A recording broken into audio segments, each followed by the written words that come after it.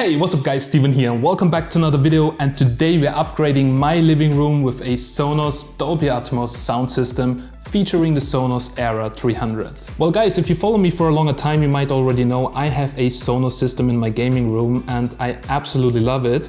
But then my wife came up to me and she said, isn't it a bit selfish to have this amazing setup in your room? So it's about time to change something in the living room.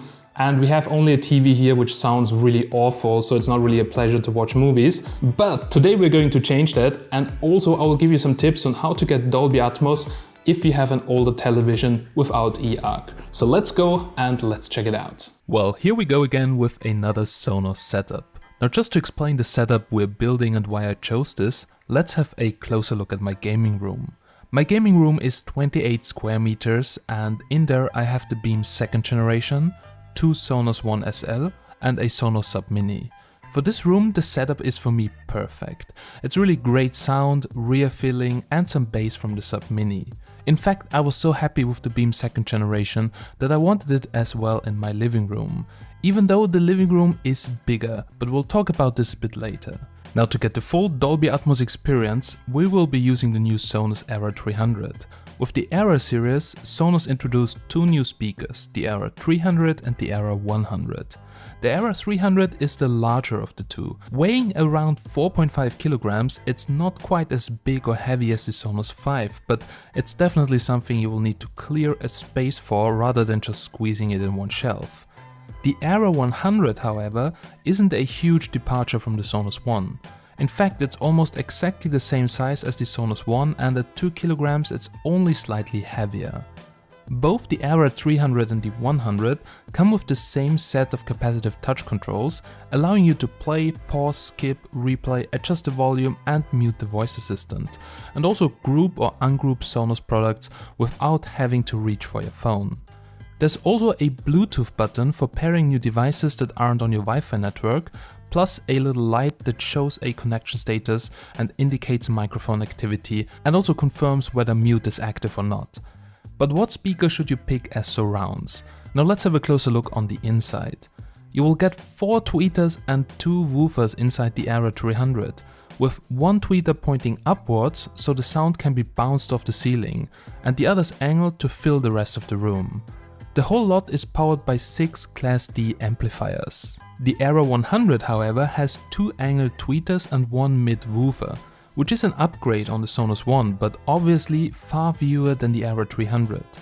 It also has half as many Class D amps inside, but that's still 1 per driver, plus it's more compact. The Era 300's extra drivers and also their special arrangement mean it's capable of something the Era 100 cannot do, and this is playing back spatial audio and Dolby Atmos. Now my intentions were we need to have Dolby Atmos for the living room, so if you got 2 Era 300s, you can pair them with either the SONOS Arc or the Beam 2nd generation soundbar and unlock the full-on Dolby Atmos surround sound. And that's basically why I installed the Beam 2nd generation and wall mounted the 2 Era 300s on the left and right of the sofa. Now there are plenty of wall mounts available, so you can choose the official ones from the SONOS store, aftermarket ones, or even 3D print your own. And now to get the really shaking Atmos experience, I've also added a SONOS Sub Gen 3 to the party, which I placed next to the couch. What's really great about the Sub is that it has been designed in a way that it doesn't vibrate when you're listening. There is nothing worse than having a super powerful Sub and everything is vibrating and shaking. So the Sub will take over the lowest frequencies in your audio, which enhances the mids and the highs on the speakers it's paired with. I also noticed that already on the Sub Mini, once it's paired with the system, the speakers just sound better. And also the sound is more detailed and rich. The Sub can achieve a frequency response as low as 25 Hz, which is close to the lowest possible frequency a human ear can hear, which is around 20 Hz. And also it is a smart subwoofer.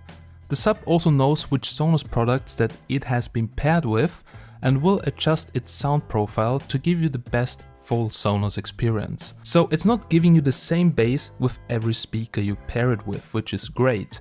Now the woofer is also completely wireless, so just plug in the power and there you go, and that's what I really love about SONOS. Also, the wireless communication and the acoustics of the Sonos sub have been designed in such a way that it benefits from being non-directional. Now this is perfect because it gives you the maximum flexibility as to where you want to position the sub. So that means it's possible to stand it upright or lay it down flat with no compromises, and you don't need to think too much where you position your sub. So after that it was time for the app configuration. So you just download the Sonos app and it will greet you with configuring the Sonos Beam.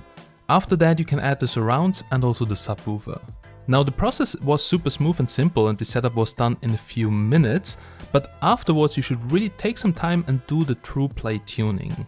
Now when tuning the Era 100 or 300, iOS users have two different true play options to choose from. You can either do the quick tuning or the advanced tuning. Now Android users can go through the quick tuning process only. Now the reason for that is quite simple. There are so many Android phones out there which all have microphones of different characteristics.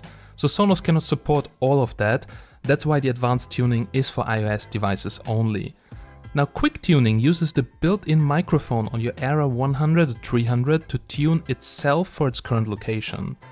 The microphone switch must be on in order for the speaker to go through the quick tuning. But iOS users can choose to go through the advanced tuning process, and the Sonos app uses your iOS device's microphone to perform a more precise tuning of your Era 100 or Era 300. And the advanced tuning process is the same true play process currently available for most Sonos products. So during the advanced tuning you also have to walk through the room with your phone, but after that it gives you really a much better sound customized to your room. And of course, after the tuning you can still adjust things in the app like the height adjustment for Atmos, the equalizer, you can still level the surrounds, you can also adjust the subwoofer. Also you can set up if you want to a voice assistant like Google Home or Alexa, which is pretty cool too. Now personally for me, the smart features of Sonos such as multi-room play and easy streaming from phones makes the sound system for me superior to old-fashioned home cinema systems.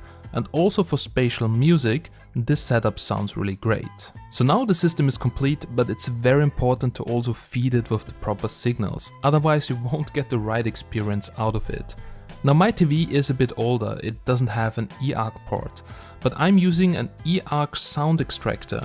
So that's a little box you can just hide behind your television. So this tiny box takes the signal from my PlayStation and supplies eARC sound with Atmos support to the Sonos Beam, and the image goes pass-through to the television without any latency. So this is really a good solution if you want to get the best quality out of it, but you have an old television.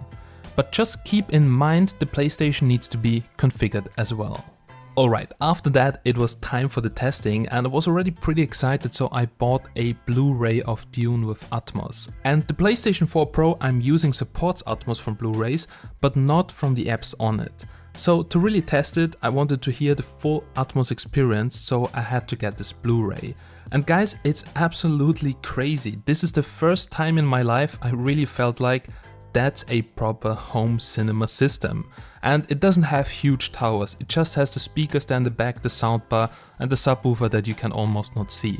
So that's really one of the reasons why I like Sonos. It fits really well in the room and it sounds powerful. However, I think the Sonos Arc is the better choice for this setup. It's possible with the Beam, but the Arc, due to more speakers, will give you a better Atmos result. And I really need to try a comparison, but so far I'm absolutely happy with it, but I really need to see how the Arc performs in the setup. Also, Dolby Digital 5.1 sounds great on that setup, even though it's not Atmos. Especially for playing, I really noticed where the enemies come from in Warzone, and also rear sounds from racing games, they were really a pleasure. I know sound tests on YouTube are quite useless, as you probably don't have the speakers to experience it, but yeah, here is a quick sound test.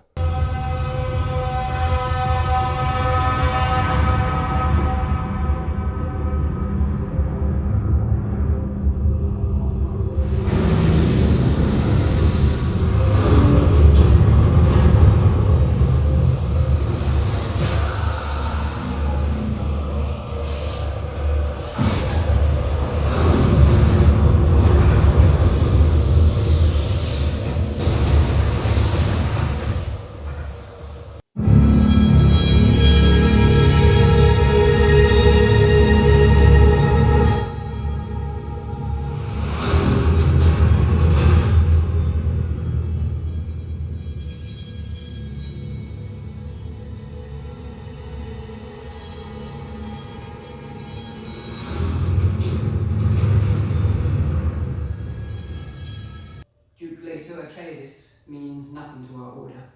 But his wife is under our protection, and by extension,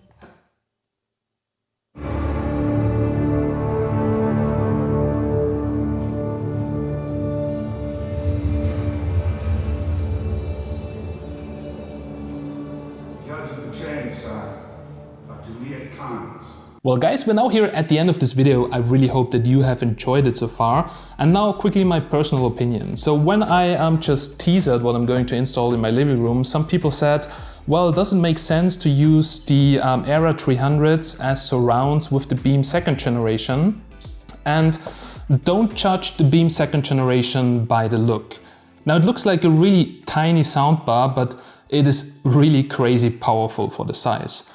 Of course, the Sonos Arc is probably the more premium option, but you can also pair the Era 300 with the Beam 2nd generation. And I tried it here in my room. The room is really quite big, but it fills the room. It is powerful in combination with the sub. You really get everything you want to. But I would also be very excited to listen it to in comparison to the Sonos Arc, maybe in the future in another update video. But so far I have to say I'm really happy. Now, of course, you get the best experience out of the Sonos Beam 2nd generation, the whole setup, if you have a TV with eARC. But if you don't have that, you can use the eARC extractors, as you have seen. There are various options on the market, but make sure to choose one that is compatible. I will list you some down below in the description. Anyhow, Sonos for me personally, it's just beautiful from the design, so it fits everything, it matches here in the room. My wife doesn't like tech too much, so for her it would be really, let's say, a pain to have huge towers of speakers here.